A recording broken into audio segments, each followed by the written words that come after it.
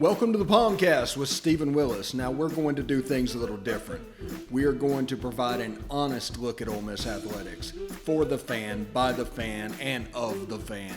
That is what we do. Hell be to me. I'm just kidding. Tune in for some Ole Miss sports news. We're going to give it to you straight. Yeah, right now. The POMcast starts now. It happens now. Holy cow. Listen to me. It's starting. Well, it's going to start right about now. Good morning, good morning, good morning. Welcome to the POMcast. On this Tuesday, December 15th, I believe. We made it almost through 2020. It hasn't licked us yet.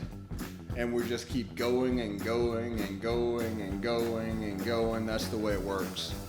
Ole Miss, a 68-54 winner over Central Arkansas last night.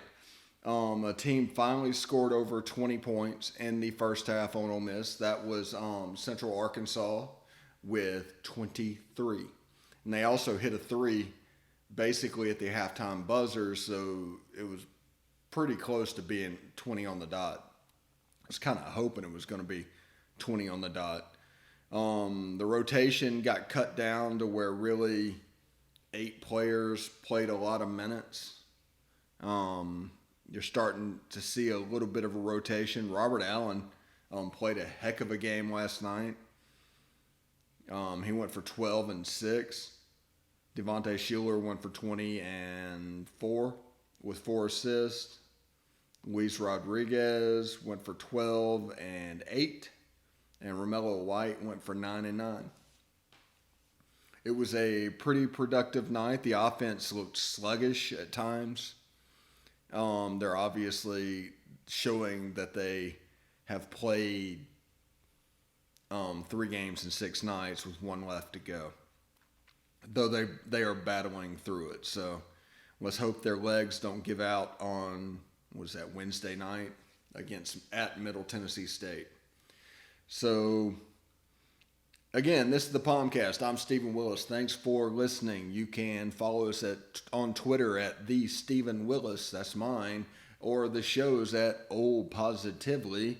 You can catch us on Facebook at facebook.com/POMcast. You can join our group at Positively Ole Miss.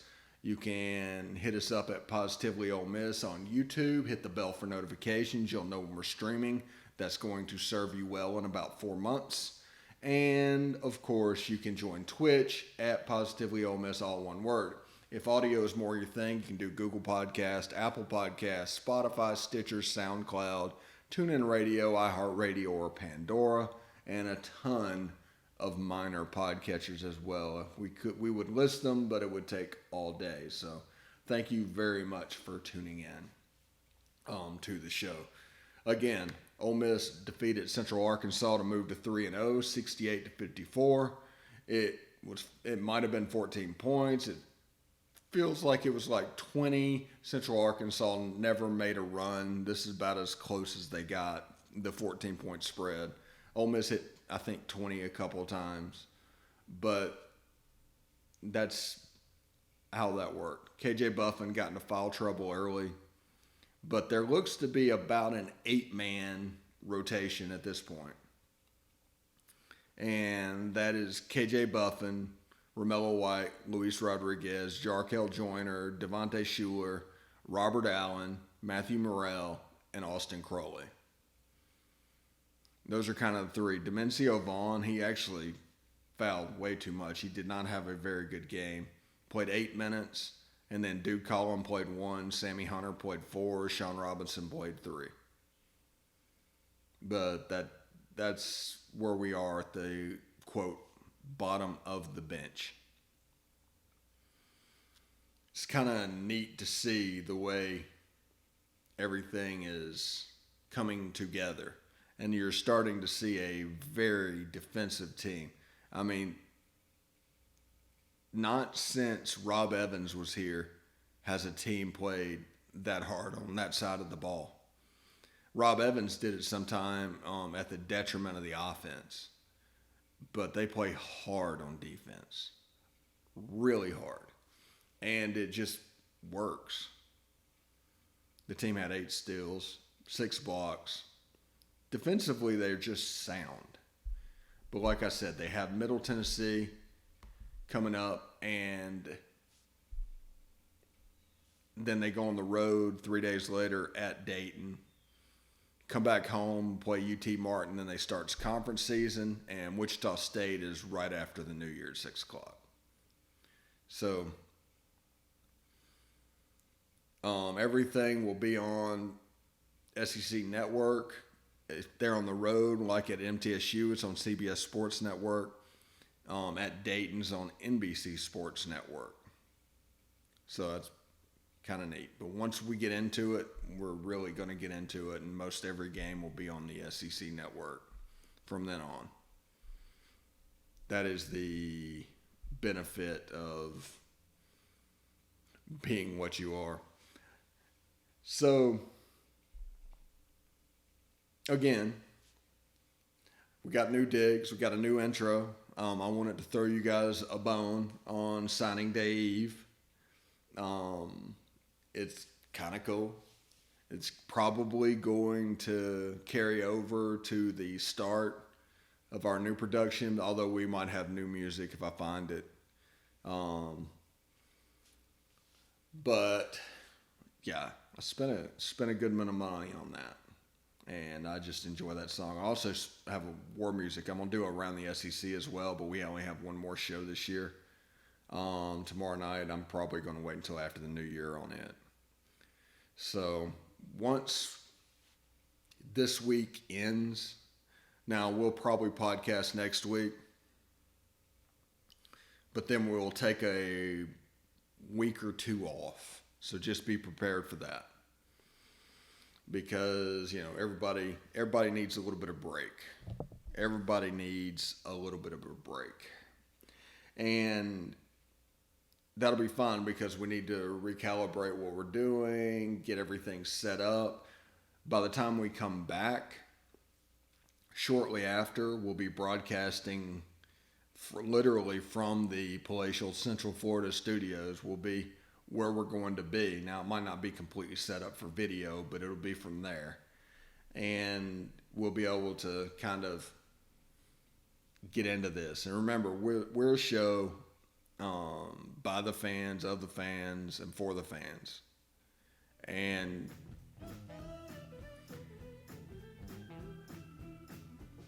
anyway, we'll be back in a little bit. Stick around.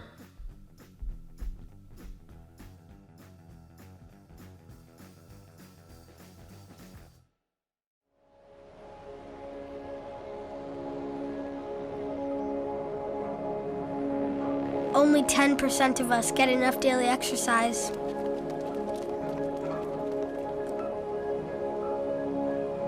And that number is dropping.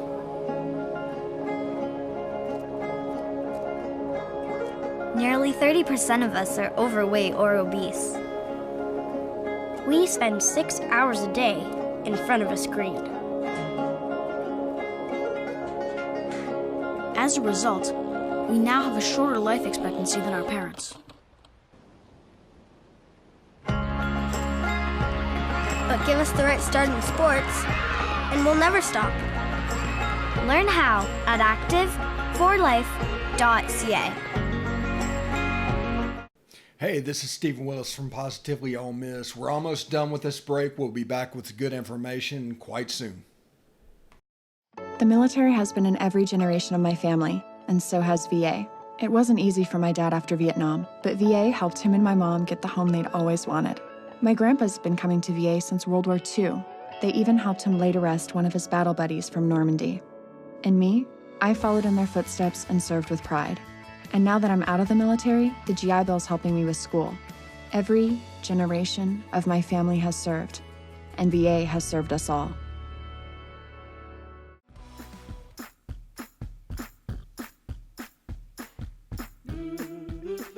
Welcome back to the POMcast. This is Stephen Willis. It's LSU week. It's purple shirt, yellow britches week. White shirt, yellow britches week. Everybody knows. Everybody knows what this means. It doesn't necessarily take a trophy to tell how much this means. But this is LSU week. And being LSU week, they have Max Johnson got Offensive Player of the Week or Freshman of the Week or something from the Southeastern Conference. And he played an okay game the other night. Let's not make more of it than it was. Let's not make really less of it than it was. He played an okay game. He didn't play like an upperclassman. He didn't play like a superstar. He just played okay. And that's fine because their quarterback hadn't been playing just okay. That's an improvement. That's more the direction they want to be on. Because the quarterback has been just a dumpster fire until the Florida game. And let's be completely honest about Florida. Everybody's talking about LSU and they're making their hot takes. And remember, everybody that's in the media, the reporters, take a data point and just stretch it forward to infinity. That's what they do. It doesn't make a lick of sense. And it's not how things work. But they do it anyway. So they think LSU is just going to be at this level moving forward as opposed to what they've been the last week. Now, has LSU gotten better? Of course. Every team that plays is going to get better. But there's a difference between getting better and being okay or being good, which they're not. Even with an upset win over Florida, Florida should not have lost that game. If you watch that game and you tell me that LSU should have won that game, they were in position to win that game, I'd laugh in your face. But it took an interception in the red zone from Kyle Trask where it bounced off of a LSU player going out of bounds, and right before the second player was going out of bounds, he got a knee down. I mean, just deflected. It was the weirdest interception you would see. You had a pick six in that game off of Kyle Trask. They got into the red zone 5 times and scored 2 times. I mean, this is not on necessarily Dan Mullen or whatever it is, or not on Bo Pelini or whatever, but Florida was a team that went into that game not thinking at all they could lose. And LSU is a team that went in that game with their weapon of just running their mouth. And they were all game. Anytime they'd make a play, they would do that. And then it worked. It actually worked on Marco Wilson whenever he ripped off a shoe on 3rd down and threw it all the way down the field, and LSU went down and kicked the game-winning field goal. It's crazy. It's crazy. But this is kind of the world we live in at the moment. I mean, this is kind of where we are, but that's LSU. They're okay. They're not good. They're not bad. They're okay. Their wins this year, besides Florida, was Vandy, South Carolina, and seems like what's the other one? Arkansas. When Arkansas had all its defensive linemen out with COVID. So before Florida, the winningest team that they beat had 3 wins. This isn't a good football team. And it's kind of worse by the second. Now, they have a lot of injuries and opt-outs and all kinds of stuff. And if I was the SEC, I would just tell them, you're playing. You have a quarterback, you have an offensive line, you have a defensive line, you're playing. No matter what happens. Now, I'm not saying they don't want to play, because they probably do, because if they get a win, they'd finish the season 5-5, and that might be celebrated more than winning the national championship last year, as bad as they are, because it would take a lot, and it has taken a lot. Now, before the season, they were one of the 4 that everybody was talking about had the easiest schedule. The 2 games that they added were Vanderbilt and Missouri. I mean, think about that for a second. They beat Vanderbilt, but everybody beat Vanderbilt. They went 0-9. And they're going to finish 0-9 because they've been canceled, and the game declared a no contest against Georgia, which, good for Vandy. They were underdogs by nearly 40 points, which is rough for an SEC game. They hired Clark Lee as their coach at Vanderbilt. And we'll get into this the next segment, but I have a theory on the coaching hires. And basically, if they do this, it will help you predict going forward. And I'm waiting for one more data point to confirm it. But by the time you listen to this, it might be out there. It could happen as soon as today. But if it happens today, it happens that quickly, I'm fairly confident in my theory. And just scratch it. Okay, we'll just talk about it now. So my theory is that people are changing for the sake of change. It's their normal routine. They want new. They want shiny. They want, gimme. And basically what this year is the gimme part is of a generic brand. So schools are firing coaches. They are able to raise the money. It's not theirs, remember. If they can raise it and people are willing to just give it away, well, you can legit see that you can get an assistant, take some salary off your books, get a much lower salary. So they're going on the cheap on the rehires. And my theory of that is everybody assumed Billy Napier was going to South Carolina. It was kind of foretold and planned. That's what media members said. If they were right about that, then this theory is dead on. If they're wrong, it's just a typical local media lying to switch around and make people upset. So Billy Napier was supposed to go to South Carolina. Billy Napier did not go to South Carolina. No head coach went to South Carolina. They hired Shane Beamer. It's like, okay. Vandy, everybody's talking about Vandy. And nobody, it's kind of going back and forth. They hired an assistant. They hired Notre Dame's defensive coordinator and Clark Lee. It's going to take some money off the books. There's rumors that Derek Mason was making $4 million a year.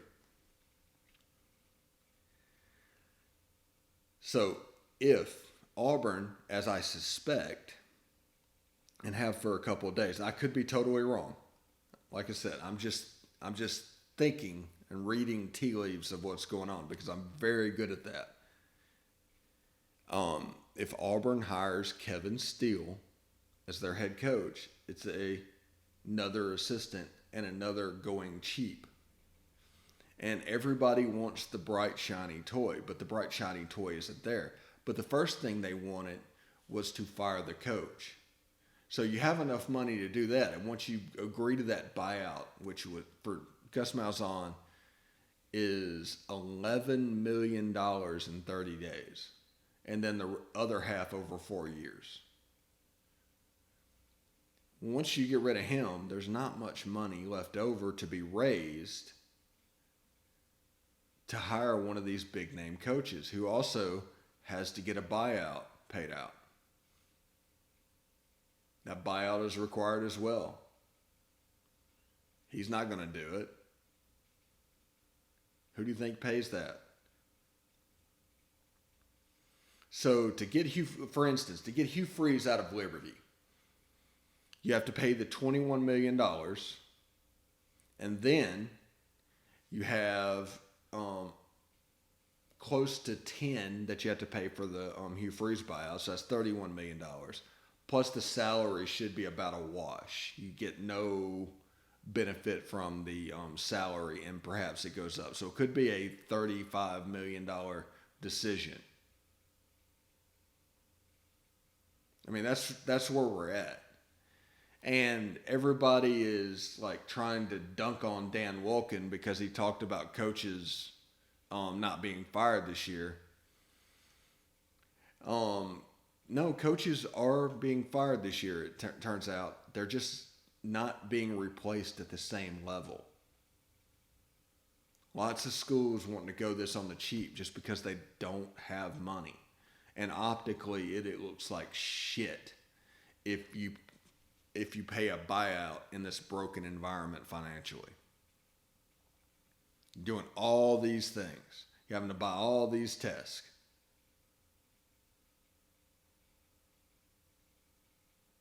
And you're going to waste money doing that. Now, understand the schools too. You have to basically set it up, or your fan base won't come back. If you lose them, you kind of lose them for a little bit, and it's hard to get them back.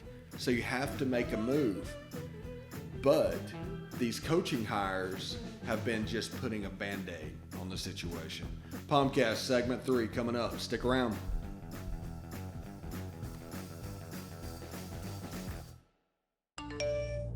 You want to answer that, don't you? I bet it's just killing you seeing the soft glow just inches away. Someone wants to tell you something or ask you something. Oh, come on, answer it already! Just so we're clear, that wasn't my fault. Next time, ignore your inner voice. Don't text and drive. A message from Florida's trusted choice independent insurance agents. Hey, this is Stephen Willis. I just want you to stick around a little longer. We're going to get back to the podcast right after these messages. Tonight, nearly 40,000 veterans across the country are homeless. These men and women have pledged to serve our nation, and now we must serve them. Landlords across the country have helped make significant progress in reducing veteran homelessness by making housing available, but there is more that we can do to bring our veterans home. Visit www.va.gov/homeless to see how you can get involved. And if you are a veteran and you are experiencing homelessness, please call 877-4AID-VET. Thank you.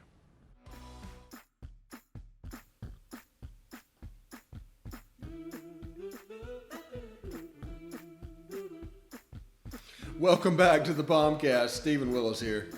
We're talking a little, let's see, what have we done today? We've done basketball, we've done LSU, especially the quarterback position, and of course we did coaching searches, which is kind of important right now. So the SEC could change 3 coaches this year at a minimum, and there's a chance that all of them will be assistants and none of them will be wild hires because the money just simply is not there. You need to be aware of that. You need to understand that. If you want to go business as usual with people right now, that's a you problem. But what is happening is, we're lucky that Keith Carter went ahead and pulled the trigger last year and got Lane Kiffin, because we have somebody that potentially could be here for a while and do the right thing and get us to where we want to be. So congratulations to Keith Carter on that. He looks like a genius because nobody thought he was going to pull the trigger. Then he did. And you see the results of that. Because now in the financial climate that we're in, asking somebody for $21 million and then asking for extra money for the next guy, best is short-sighted. And I think that's the problem with people just expecting an unlimited supply of dark money out there that can be used whenever they need to do this. And that isn't the case. This year has been hard on people. It's even been hard on wealthy people. Now they probably tapped into the Yellowwood guy at Auburn because construction supplies, they're pretty good. They're doing all right. But for most of us, obviously, we've struggled through this year. But just keep in mind, change for the sake of change, it may not be an upgrade. I mean, you getting rid of Gus Malzahn for the sake of getting rid of Gus Malzahn, and we'll worry about who we're going to get later. And then the fan base is going to be mad whenever that hire doesn't meet your expectations. So it's either going to a ton of debt or just kind of keep the status quo what it is. I mean, that's the setup. That's what's the real, basically, in the coaching search. And my theory is that teams are not going to hire a name. If you have a name and demand a lot of money, this is not the cycle for you. If you are an assistant and up-and-comer wanting to make a jump to a job that is probably potentially above your station, this is the opportunity. Shane Beamer would have never been hired as South Carolina's coach last year. No way. But financially, it made sense this year. So let's make the best of a bad situation. Because once you look at, okay, we can get rid of this guy and pay the $10 million buyout or whatever, but we're kind of out of money at that point. So the buyout has to be cheap. The salary requirements has to be cheap. Because the university is hurting. It just is. There's schools closing. It's bad for a university. I mean, I might not say anything controversial there. So, Ole Miss versus LSU, 2:30 Central Time, Saturday on the SEC network. The SEC championship game is after that. So this is going to kind of be the lead-in to the SEC championship game. Also, I don't think I mentioned it yesterday, but the SEC signed an agreement with ESPN for the Tier 1 rights. So what that means is after 2024, no more CBS. The games are going to move to ABC or ESPN, but no more CBS. Disney owns the entirety of the rights, and they also own the flexibility that comes with them. So they're going to pick game times based off of last year, essentially. So it's going to be, Alabama versus LSU night game. They're going to do like half the season, the kickoff times, really early. They're calling it fan-friendly timing, but in reality, it's schedulable content. Like, there's a reason that the playoff systems are the stronghold of the U.S. and the U.S. market. And that is because in that setup, you can count on a team winning a championship on a certain day, as opposed to like soccer in England where you could clinch a month, 2 months before the end of the season to where the championship is over and the rest of the games are just meaningless. You're just playing it out. That's what they're avoiding by this playoff. At the end of the year, there's a game that is going to be for the title. And how you brand it and how you do it is, it's a pretty major part.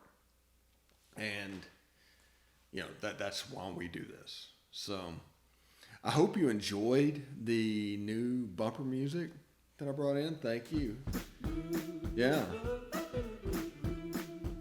It's pretty good. I like it. Kind of a Beach Boys vibe meets rockabilly. I like it. And it's going to be a lot of fun. And, this is just the first improvement of a long line. We're going to take it slow, but we are going to take it. Anyway, you guys have a good day, and we'll see you tomorrow. Hotty toddy.